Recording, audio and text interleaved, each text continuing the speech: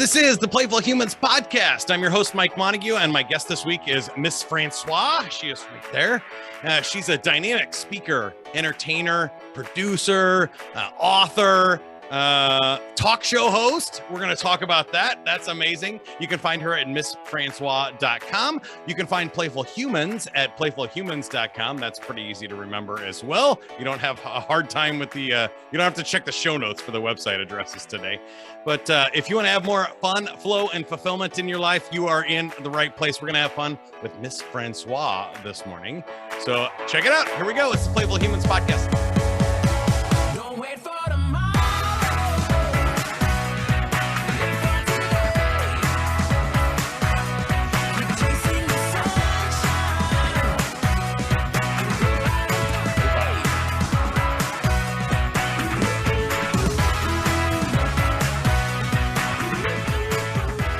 All right, welcome to the podcast, Mss Francois. How are you doing this morning? I am amazing. Even though it's morning, I'm one of those early people, so I'm always up in the morning. Good. Yeah, sounds great. We like to start the show with the joke of the week. The joke of the week is brought to you by the Procrastinators Club. Join us next week at the Procrastinators Club. All right. How did the hipster burn her mouth? But let me hear how sad this joke is. Yeah, let me hear the answer to that, Mike. How did the hipster burn her mouth? She was drinking her coffee before it was cool. Oh, wow, that is hilarious. Let me laugh. Thank you. That's the response it deserved. I appreciate it. So tell us about what you have going on. I mentioned author, but I didn't say the name of the book. So you talk a lot about relationships. The author, the name of the book is Let That Bleeping Man Go. And you can fill in the bleep with whatever adjective you desire, right? I'm still going to keep it clean. It's let that effing man go. And I put a bunch of symbols in the middle there because I'm like, when you break up with someone, you're frustrated, you're angry, you're not really happy. So it's a way to voice exactly how you're feeling. So you could pick and choose whatever word that fits you at the moment. But it's 5+ steps to getting over a breakup. Okay, that's not that playful. But when you get another, after you get out of the breakup, you can start being a little more playful after that. I feel like one of those steps should be being more playful and getting out there and having fun, right? What are the 5 steps? In short, I'll just say the first is 5+ steps, right? What people don't realize is I'm pretty smart. It's really 6. But you know, some people ain't as smart as me, but it's okay, right? Yeah. But I'll give you some of the steps, right? So some of the steps is clean house. Right? And people always say, why would you clean your house? But I'm like, there's so many things that's left over from that relationship from pit years. You know, people like to be smelling their man or woman underwear still, sleeping in their t-shirts. Mike, you know what I mean? You look like you did a few of those things. You know, trying to keep reminiscing. I'm sorry, you look like you slept in t-shirts and all kind of stuff. But people they don't separate themselves from something in the past. They keep holding on to all these memories. So one of the things you have to detach and like separate yourself in order to start healing. So that's one of the steps. So no more smelling people underwear. Let the ex burn the stuff, sell the stuff, make some money. You know, so that's I can see that. I'm not so sure about the underwear, but yeah, I'm a very sentimental guy. Yeah, I like to hang on to stuff. That's great. I think, you know, I want to know all about the talk show and how that turned into it, because I read a little bit about your story online, and I know that you kind of launched this thing, but it's become a big deal. You're in, 22 Caribbean countries and have this syndicated in all kinds of cool places. So congratulations on that success. But thank you. I'm pretty amazing, right? Well, when you people always say, oh, you're an expert in relationships. I'm not an expert in staying in relationship and basically getting over it. So I'm still single, Mike. I ain't see no ring. I'm trying to look at your fingers. I don't know, you know what I'm saying? Anywhere I'm going, oh, damn it. Whatever. Anyway, in case you're looking for a mistress, I'm still open. So with my talk show, it basically comes from a sad place in the beginning where, breaking up, relationships not working out, whatever the case might be. And we all know right now, Mike, it's not me. It's them, right, Mike? Yeah, absolutely. So it really came from that kind of place. And it came from, I started in Toastmasters. If you ever heard about Toastmasters, this has nothing to do with drinking. Yeah, right. But all to do with personal development, public speaking. And I started with a speech called Steve Harvey Can't Find Me a Man. and he still hasn't. Thanks, Steve. Right. And from there, I won like competitions in Toastmaster. I made it a one-woman show on off Broadway, sold out shows. Thank you very much. And someone just came up to me, and I was at like a down time in my life, and they said, "Oh, what would you want to do?" I was like, oh, I want to show like Carol Burnett, with skits and fun and comedy. And I did what I needed to do, take the classes, whatever, and it turned into taking my own life story and changing it into a relationship-focused talk show, but adding humor. I don't want no one coming on my show crying and telling me any sob story. Everyone have a sad story. Stop trying to feel special. But because of some of those stories, you can make it fun. Because how much time you don't look back to some of your really sad relationships, Mike, and you realize, oh my God, why did I date her? She's not even that cute. She wasn't even that smart. And you even laugh at yourself and laugh at the situation. So I feel like laughing at some of these situations help other people look at their situation. Honestly, it's not that serious. You learn from it. You learn so much from it. You move on, and you might meet someone even 10 times more amazing. Right, Mike? Well, absolutely. And I'm excited to talk to you about it here today, because I do think dating is hysterical. It's just a funny endeavor. And also that you need to be playful in your relationships and stuff, right? If you take all this stuff way too seriously, what kind of playful are we talking about? It's not going to work out. Any of them, any kind of playful, really. But the point of it is to have fun and make yourself, feel good and be around people that inspire you and challenge you and push you and all the things that we would describe to playing, right? It's freely chosen, it's fun, it's challenging, and it's engaging. It makes you feel present in your life. I think it starts being so intense as you get older. Also, if you notice, again, it's the same thing. Like when you're a kid, you're running, you're throwing yourself down, you're jumping around. As you get older, as teenagers to your early 20s, he could take you to McDonald's, you have some fun, you go, it's simpler. When you start to get older and you've been through so much different experience, oh my God, I think we start to be just angry people dating. Like, oh my God, you ain't got this kind of job. What kind of benefits your job have? How many people you been with? What you do when what are your goals? Like, you start to become, I need a resume in order to even take you out. And honestly, people should have a resume to take me out. I'm just keeping it real. But it's amazing how intense dating and relationship has become. It's not that playful anymore. Like they take the fun out of it. As we women, as soon as we date somebody, if I go out with you, Mike, I'm like immediate, oh my God, my kids are gonna be like 5, 10. Oh my God, we could live this place. Oh, you like warm climates? So like women plan the whole thing on the first date, exactly how this whole relationship's gonna play out. And we forget to be present in the moment and just have some fun and just eat some food. Just go to the movies, take a trip, take a walk and be present. But no one is present anymore. Everyone just keep planning and planning and planning. And obviously it's not working out, right? Because I'm still single and I'm here on your podcast. Well, I think there is a lot of ironic and funny things about dating. Like I said, I host game shows. So I got the Steve Harvey look a little bit here, but I'm not suited up this morning. But one of our questions is a popular place to go on a first date. And the number one answer is the movies, which is 2 hours of not talking to the other person. Not really a great first date spot, I don't know why. I think we just say that because it just seems easier. First of all, it's affordable, right? Yeah. And if you get something to eat, you get some popcorns, a soda. I mean, that's affordable date. It's not breaking the bank. But, and I think that should come a lot with the guys too, because you get to put maybe a hand around the person's shoulder. Hopefully it's a scary movie that she's like, oh my God. But honestly, it's not getting to know the person. It's fun, but maybe on the second, third, fourth date, when you decide maybe I could actually have a conversation with this person and this person is interested enough, but I never understood that. I also heard one of the worst dates you can go on is at dinner. First of all, you're spending a bunch of money. You don't even know the person. And they said the worst food to order is spaghetti because you have to do that whole slurping thing and it's not that sexy. I will admit that I do like Italian food. So that was one of my first date go spots. But mini golfing, also very good. That's active. You're up doing a little mini golfing. You get to show off any skills you have, if you have some, and plenty of time to talk. Yeah. Do you have a favorite first date?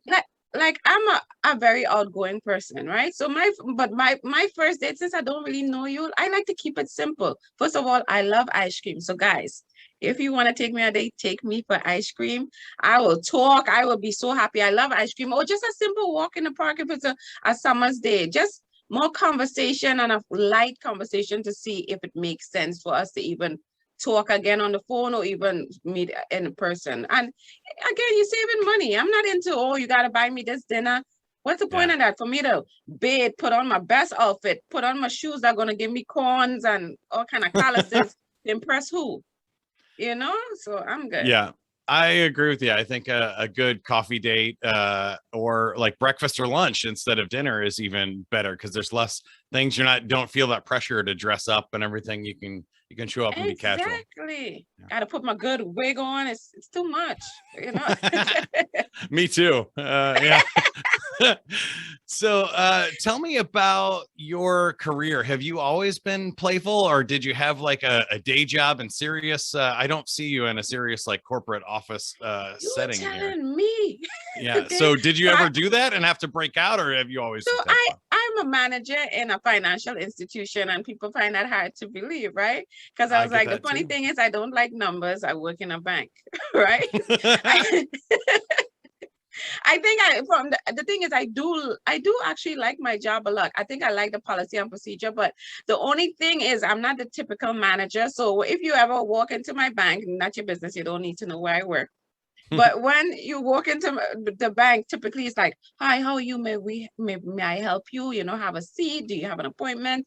That's not my personality. And even though I have tried to do that in the early days, it's not me. I'm more like, hi, I see you came to see me. I understand why. Can I help you with, like, I am personality all day. But at the same time, I think it puts people guards down. They tend to laugh. They're more relaxed. And believe me, because of my personality, they bring the money. So obviously I'm doing something right. I'm just not doing it how some people would like me to do it, but I'm doing something right.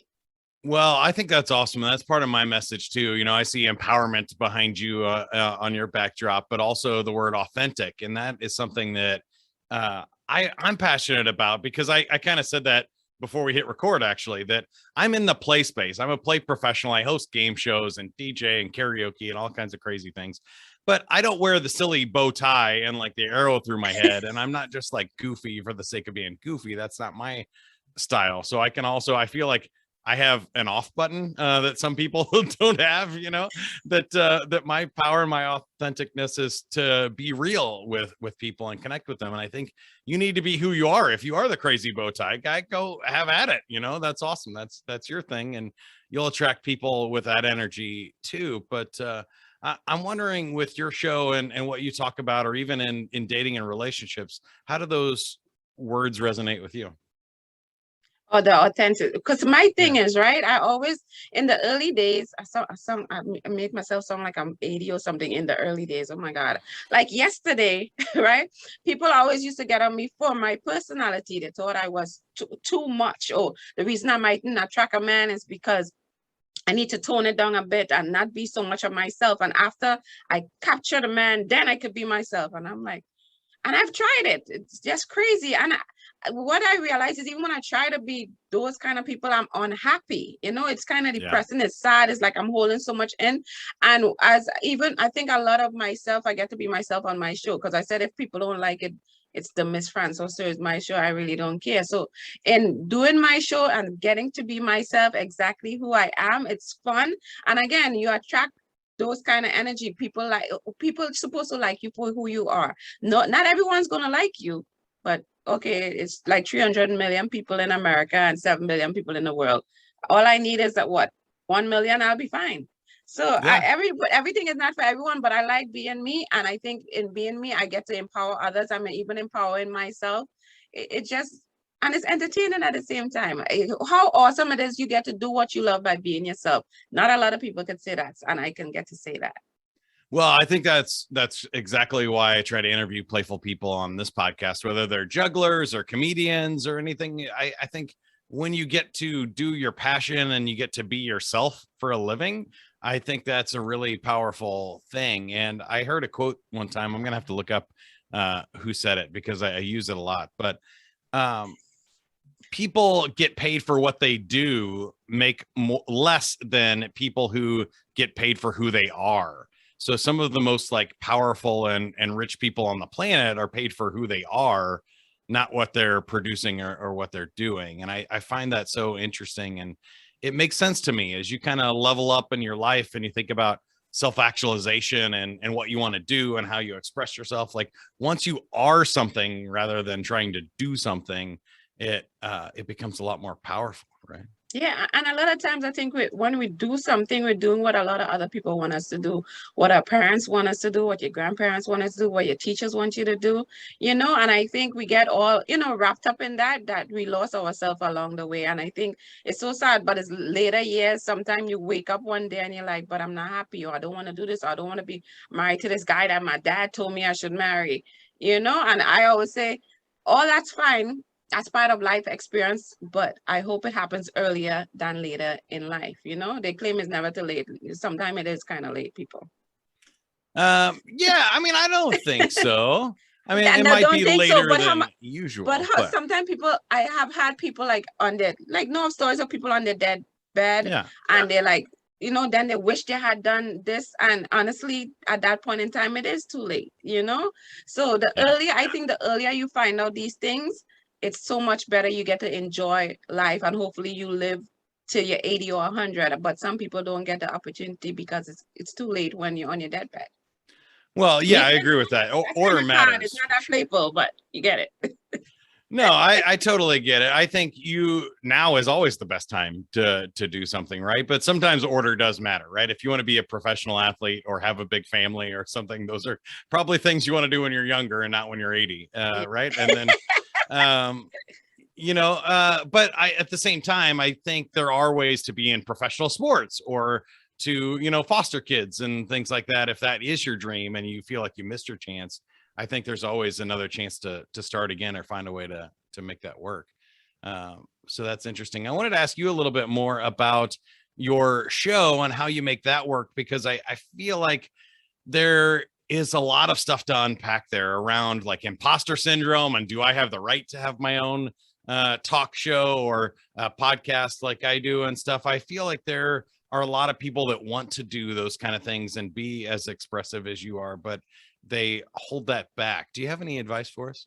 I think especially in the beginning to just start, because they say a lot of times people's problem is they don't even start, because by the time they think about it, get excited, they just switch it off and be like, they have all these negative things that enters into their mind and stays in your subconscious, right? For me, one of the things, and that's even in my book, I put one of the things that helps me through is having great friends. But I don't like using the word friends because people have watered down friends so much, BFF, friends with benefits. So I call people that are very, very close to me, meaning like two people or one, is confidants, right? Because confidants is that person that you could 100% tell everything and trust it's going to be between me and that person. At the same time, the person is listening and not always trying to fix the issue or give you advice. It's just that person being there for you. And I think with me, having that right person with that right mindset and being on the same level and energy is very encouraging and could always push you to that next level to keep you, at least have you start, to figure out if this is what you really want. Because sometimes you have those friends that are going to, no, you shouldn't be doing that, or blah, blah, blah, or whatever. And sometimes it's even your own family, because a lot of things I realize with family and your old friends that you have had for 20 years, they always know the person that you were 10 years ago, 20 years ago, and they always bring that up. Well, you don't get up early in the morning when you have totally changed. So with me, it's having the right people in your corner that's encouraging and supportive and could definitely, and you meet people along the way as you continue to network. Sometimes that person you met 2 years ago is that person that will help get you to the next level compared to that person you have known for 20 years. That's your friend. Yeah, I love that. I think that's great. And it also just kind of lends into what we talk about here a lot too, about being playful is doing it with other people and people that you trust and being open enough to experience things and to allow them to be your confidant and stuff, I think is great there. Now, I want to switch gears a little bit with you and ask you, what is the most fun for you? What is the most fun you have? Fun? What? But this is fun as in, well, fun could be so many things to different people. Yeah. When it comes to my show, especially, I think that's when I do have the most fun. Like before COVID, because now I have like a mini studio at home. Before COVID, I used to do it in state-of-the-art camera equipment or studio, so forth and so on, which we're going to open back in 2022. But I think with all its preparation and stuff, it's exhausting. I'm not gonna lie, I'm just keeping it 100% real. But when I sit in that chair and I put the lights come on and the person sit in front of me, for that 30 minutes, I have so much fun. And sometimes one of my things is I don't know exactly what I'm gonna say. You never know what I'm thinking, but I always think I ask the questions other people might be wanting to ask, and I just have fun in watching people go like, huh? I don't know, you could ask me that. Like just being open. I just like that, and that's fun for me. And the other thing that I do personally, but some people might think it's all that fun, but I love reading. I read a lot. I'm one of those people that have the hardcover books. I have the Audible. I have the book on my Kindle. I have the book on my job computer. I love to read, and I think one of the reasons I love reading so much is my imaginations get to go all over. And I don't read those kind of books with that kind of imagining, but I'm more into personal development or people's story. I love to hear people's story. I like to hear the struggle and how they overcome it and where they are now and look at them. So that's my fun and my exciting time for me. I get really excited just reading and learning something new. Me too. I can relate to that a lot. For me, that's more of a centering activity and stuff, but I really do love learning, and I love hearing people's stories like that as well. So is there anything on your fun bucket list? Is there a guest you've always wanted on the show or something you've always wanted to do? What's like the pinnacle? What would be the most fun? So I'm one of those people, right? A lot of people love Oprah. So she don't need to be on my show. She needs to be calling me so I could be a part of whatever she does. So that's the level. My friend always asks me what would have to happen in 5 years, for example, I would believe that I have made it. And I always said Oprah would call me and I would put her on hold. And I believe, I'm not saying that to be, I think I'm all that, but for Oprah to call you instead of me going, oh my God, it's Oprah. I'm like, no, that's my mindset should be at the level like, you took kind of long, Oprah. Like, what's the problem? You seen what I've been doing. I've been waiting on this phone call. So hold on one second. Ellen is on the other line. Tyler Perry is on the other line. I'll call you right back. So that's where I'm at. I love it. That's awesome. Now, I feel like you're the first guest maybe that I don't have to ask, but would you like to play a game? No, you don't have to ask. He is in. All right. Well, I'm going to spin our wheel of games. There are 10 games on here, and you got 2 truths and a lie. 2 truths and a lie is pretty easy. All you have to do is say 2 fun facts about yourself, and one that is fiction, one that's completely made up, and we're going to try and guess which one is the lie. So I'll go first. Let me think about this here for a second. All right.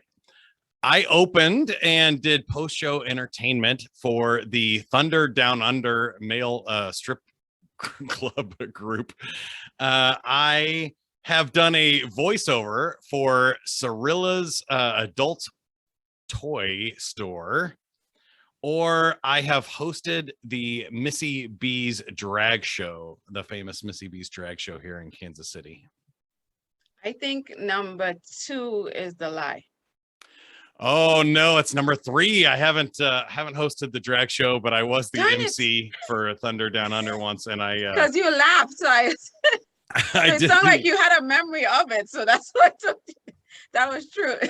The Cirilla's commercial was really funny. I was on the radio, so I did a voiceover for that, but not as myself, so that was good. All right, your turn. You do have an awesome voice, like when you start the show with the song, and it's very nice.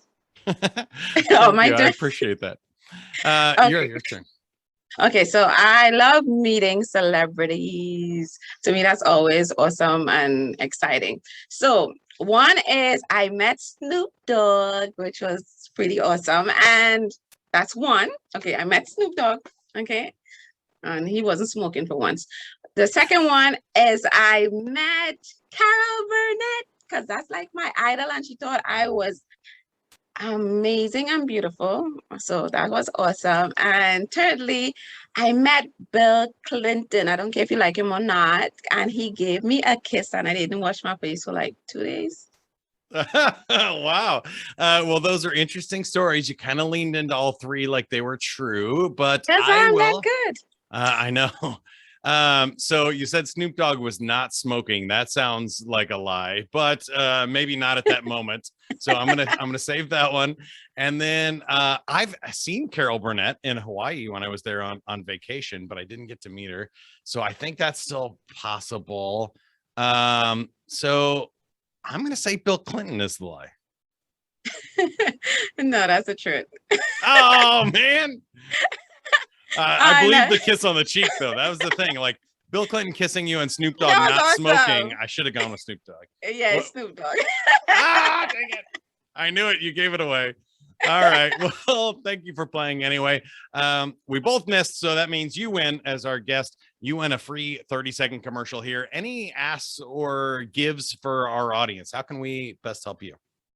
Okay, so my thing is, you could, just like Mike said, you can go to my website, www. That's Mss Francois, and you can download my free ebook. Is tell you exactly some short steps how to get over a breakup, so forth and so on. And in October, I'm starting this new course, which is basically you changing and going to the next chapter in your life, because we letting that effing man go. So definitely check out my website. You can check me out on all, and I do mean all, social media platforms, because I'm amazing. I mean, don't you want to see more of this, right, Mike? Well, he married, but everyone else, like beside Mike, I'm sorry. All right, so check out my website, www.mssfrancois.com. There you go. And she's also accepting resumes because she's still single. So if you want to send that through the DMs, you can do that as well. Thank you for joining us, Mss Francois. Check out that website, mssfrancois.com, or on all the socials there. If you would like to learn more about Playful Humans, go to playfulhumans.com. We have a community there where you can join other adults trying to rediscover the power of play and have more connection, better company cultures, more just fun in your life, and beat the boredom and burnout. Go to Playful Humans, reach out to us. We do team building events and all kinds of stuff there as well. So until next time, go play, everybody. Have fun. Don't wait for tomorrow. Live for today. Keep on chasing the sunshine.